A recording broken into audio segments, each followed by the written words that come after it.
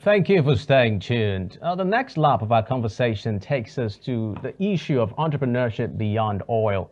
For many of our communities, oil has been both a blessing and a limitation. Yes, it brings in revenue, but it also narrows our focus. True economic resilience means developing other sectors, creating jobs in diverse industries, and equipping people with the skills to thrive in them. Joining us to discuss how skills training, mindset change, and business innovation can transform the Niger Delta's economic future is the Rector of the Dakkada Skills Acquisition Center, Professor Enoidem Usoro. She joins us live. You're welcome on the program, Professor. Thank you for joining us. Thank you for coming on, Professor.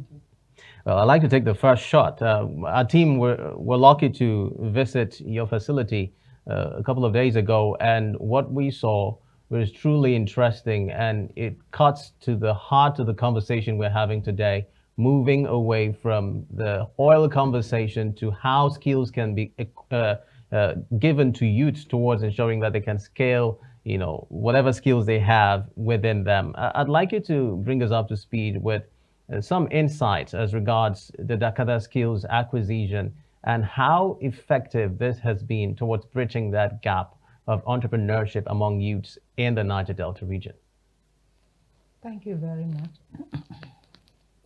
Dakkada Skills Acquisition Center, rightly as you've explained, has been on with our training program for a year, about a year now.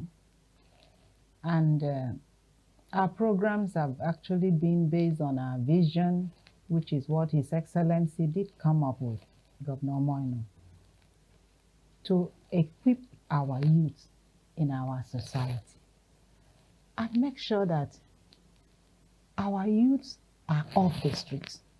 This dependability on people until you are given something.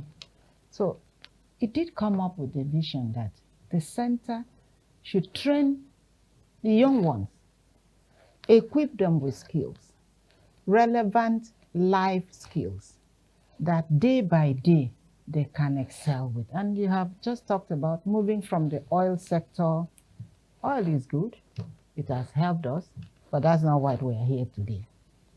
Moving from that sector to the sector that you work with your hands, with what you know, what you're able to do with, and then day by day produce, teach others to produce, and meet the personal needs of the individual, personal needs of the society and the family, and then spread along. Not just for this state, definitely from what you saw, I'm glad you said you were there. You observe that we have skills in diverse areas. We have skills in agriculture. We train people to do fishery. We train people to ensure that you can raise snails and live by and on it. We train people to see that, poultry is not just that you raise to eat. You can make money out of it and take care of your personal needs without having to go always, Mommy, send me this. Uncle, send me that. Oh, my leader, it is this. No, based on your poultry production, from what we train people, you can excel, survive, and also train others. And then we have the other aspects of the piggeries there. I think I had mentioned the fishery. Then we have the ranch where we take care of goats, ram, cows, and of recent we have rabbitry, we have grass cutters. These are issues in agriculture, and we have food processing in agriculture. So once our trainees are equipped with relevant agricultural skills, they are good to go. All right, Professor, you agree with me that the world is becoming a global village, economy is evolving. Mm-hmm. What relevant skill is needed to survive in this evolving economy? People do talk about tech, so much of technology. And in DASAC, we call Dakkada Skills Acquisition Center DASAC. In DASAC, we have ICT. our trainees are good to go in ICT, web design, networking, AI, which is the in thing now, cyber security, and what have you. That's it.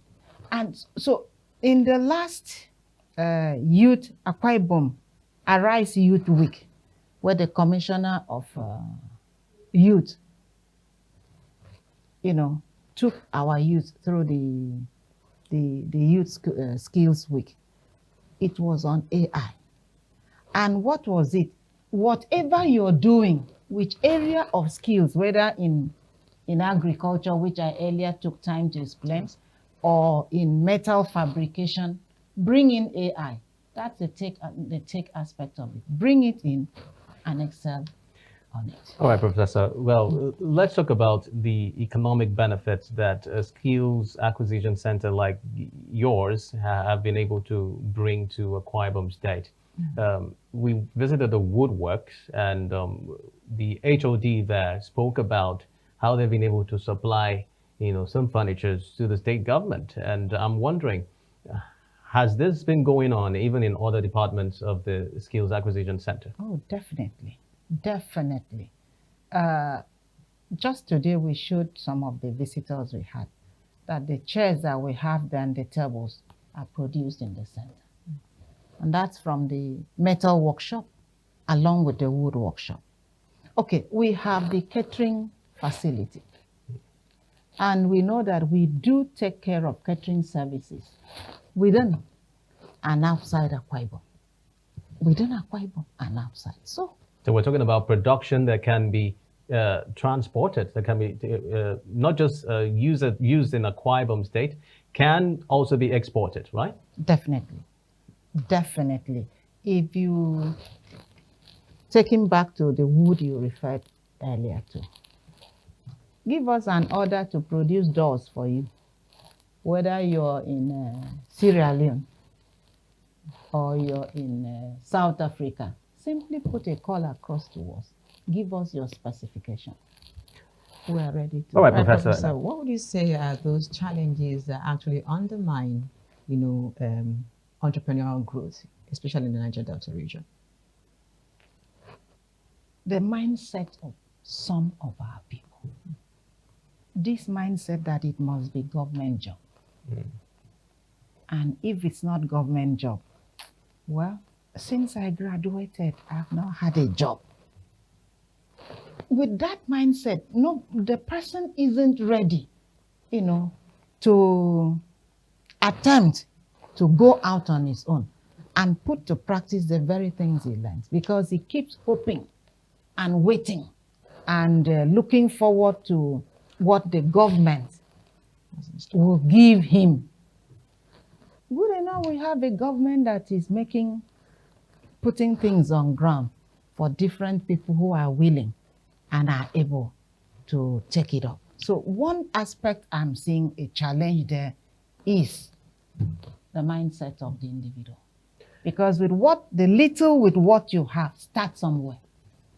All right, Professor, let's end this conversation by asking you regarding the challenges that the Dakkada Skills Acquisition Center is facing. Are there any issues that you feel, if they were to be addressed, you'll be able to scale what you're doing there? Because I'm looking at a situation where the production within Akwa Ibom State can be scaled across the Niger Delta region, where we can have a model where other states can borrow from and also learn from, towards ensuring that we can be sufficient away from just the conversation around oil. In 30 seconds.